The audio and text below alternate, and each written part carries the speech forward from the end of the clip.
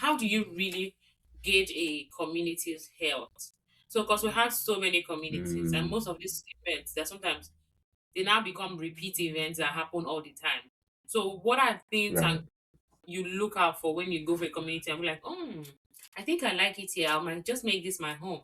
So, what are Mm. cues to look out Okay, so I started attending the Birmingham, user group last for? year. I think it was either January or February. I went there and I just felt at home. So, taking words from what you said, I just felt at home. There were lovely people and there was pizza. So I think pizza is one thing. Once there's pizza, that's an extra point. Beyond pizza, the organizers, Oh, I like the how you the said org- beyond the pizza they gave us. Boy, put that oh one first. yeah, no, Continue. I no, to be honest, I look forward to the pizza. Yeah, yeah, That I look maybe, forward to it maybe, too. We have that maybe in that's Manchester. maybe that's one of the reasons I love The physical motivation. events because Wow. no one's gonna give you pizza in a virtual event. Oh wow. Um, I think I will take more cue from you and start going to physical events. and yeah, even the Bristol one that I missed, Yes. all I was just thinking of as I was driving is, oh, I don't get pizza. So if you're organizing a physical event Event. Please and make sure you pizza want is there. people to feel good about the event, get pizza. Oh wow. Cases. Get pizza. I know So everything is beyond good. They are warm and welcome, but pizza. But continue, K. but yeah, beyond the pizza, I think the people, and especially once you start seeing people come back over and over, Over right? again. It kind of gives you an indication that it's a good place. And you see the growth, like the Birmingham one, it grows. And it's not surprising that it's growing because once you just go there, it's very focused. They have high quality speakers. The environment is just great. And there's pizza.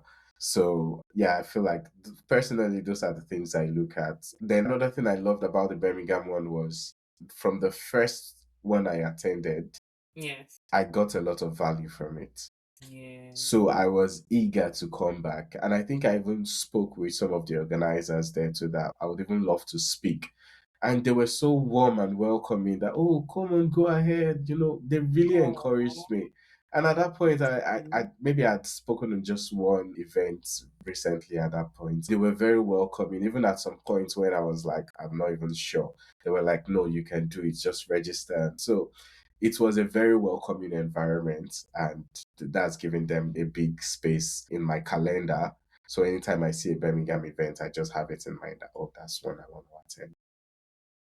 I think apart from everything you've said, something I also like that made me choose the community I joined is that like they were welcoming to newcomers. I think that's what you Mm, even said. Because when I went, I told you there are two types of people. There are people that are very social, and there are people like me that will yeah. go to one corner to hide.